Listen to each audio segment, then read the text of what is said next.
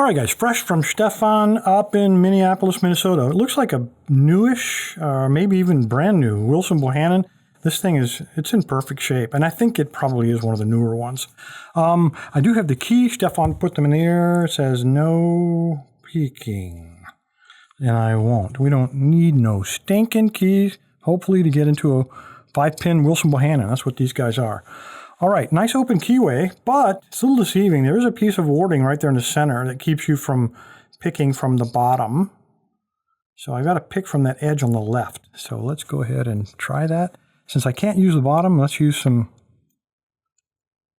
bottom of the keyway. I don't think that's binding. I think that ought to get it. And still it leaves us plenty of room to get the pick up inside of there. I am going to use this guy. It is a DeForest half ball. And it is from Multipick, the PN02. I'm going to slide all the way in, and I'm going to try to bully these. A lot of times you can bully these Wilson Bohannans and get into them pretty quick. So heavy tension and just start forcing stuff, just like a master lock. A whole lot of clicking. And that's a mush right there, no click on that one. So when you got a mush pin and just kind of all the way to the top, no clicking, tells you probably didn't want to be picked. So let's try it again to stay away from pin 4. That's pin 4. And there's another mush pin. So pin 1 and pin 4 appear to be mushers. All right, so let's try this. Let's try to go from the front this time. Heavy tension. Start clicking away. And we got nothing. All right. Because 4 is a musher, there's probably something high hiding behind it, so that technique's not going to work. Let's try something different. Light tension or moderate tension, and I'm going to start from the front. I know number 1's a musher. That's number 2. He's binding a little bit. Try it again. I want to say he's almost a musher too, but I do have a click on it. I'm going to stay with that. It's number 3, binding, very slight.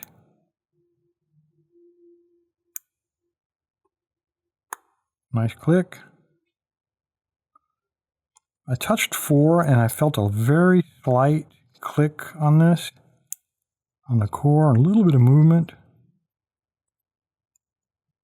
And now I have mushed pin 4. All right, let's try this again. Light tension. Let's get right in there on pin 2 and do what we did before.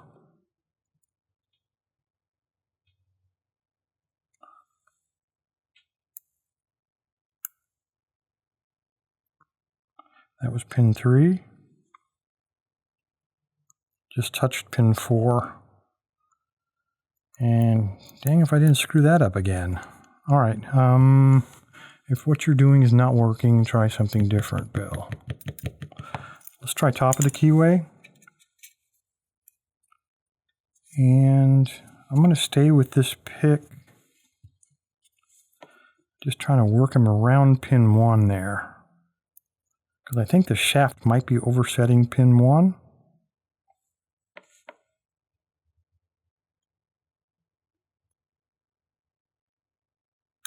Okay, nice click on 2. Pin 3, binding now. There we go, got number 3. I just barely touched 4 and I got a click. And now pin 4 is really low. Let's try something a little different. Let us try this guy. This is the V04. It's the multi-pick copy of the SSDev Deep Hook.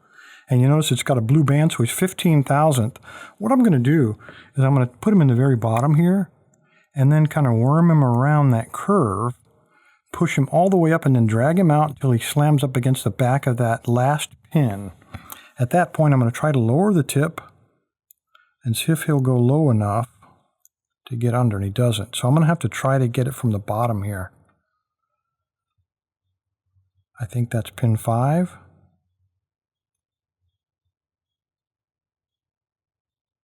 Yeah, and also might be the warding. All right, so don't do that. We need something less of a hook.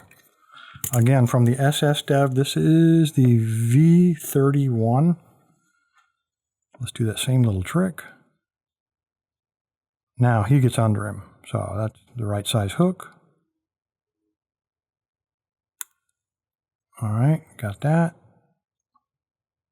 Now since I know what this pick feels like on those front 2 pins, I'm going to use him to check them from the front. Okay, that was pin 2. He had popped back down.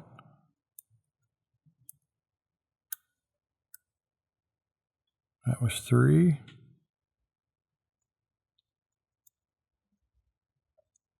And I think I overset 4.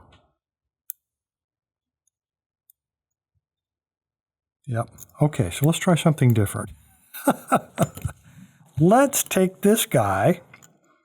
Let's try to pick pin 5 first. Let's assume I did it in the stupidest possible order, which would not be a surprise. Try to get pin 5.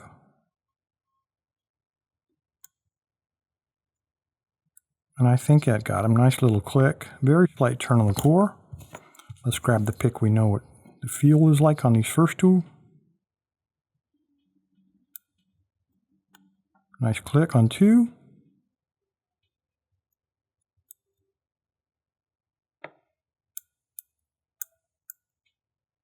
Come on, 3. 2, 3. I bet 5 fell down again. Let's try to force this guy around the corner.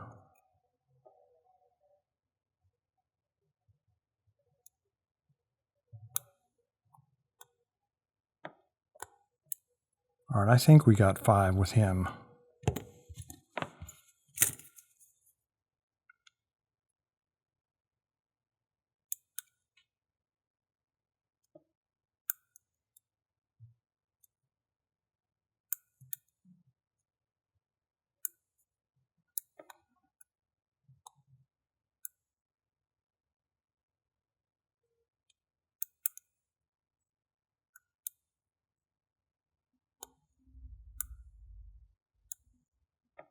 All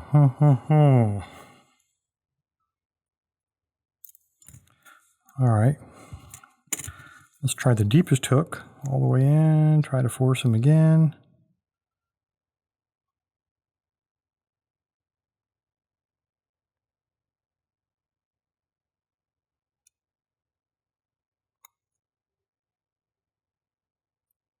I think that's it.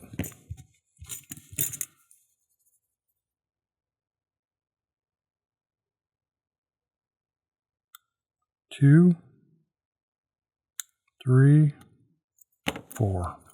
Oh, then drop the tensioner bill. There it is. Oh, well, we would not have been able to shim it. Check it out. It is ball bearing. So one of the newer designs. What a tough lock. All right, here's what I think before we take a look. I think pin 1 is probably a moderately low cut because I kept oversetting him with the shaft of the pick. And then number 4 is probably the lowest possible cut. And number 5 is really high. And that explains why I kept oversetting him with just the slightest of bump against that pin 4. He got overset. Let's take a look at this guy. All right, there it is. Let me just tear this. Nope, Kevlar tape. Stephan. I got a vest made out of this. It's probably not as tough as this tape.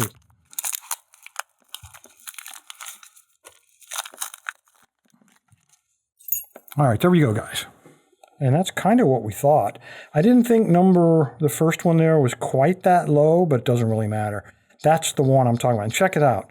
That is the highest possible cut, I think. You just barely got a notch on the top of that thing. What awesome bitting. I don't know where you guys get these locks. Let's make sure it works, and it does. All right. All right, Stephan, thank you, sir, for the lock. Appreciate it. I will drop this back in the mail to you. It's the least I can do. No need to repin this one, right? Appreciate your time, guys. Stay safe, stay legal, and yeah, I got it. No more silent videos. I get the message. You don't have to keep kicking me while I'm down. Thanks, guys.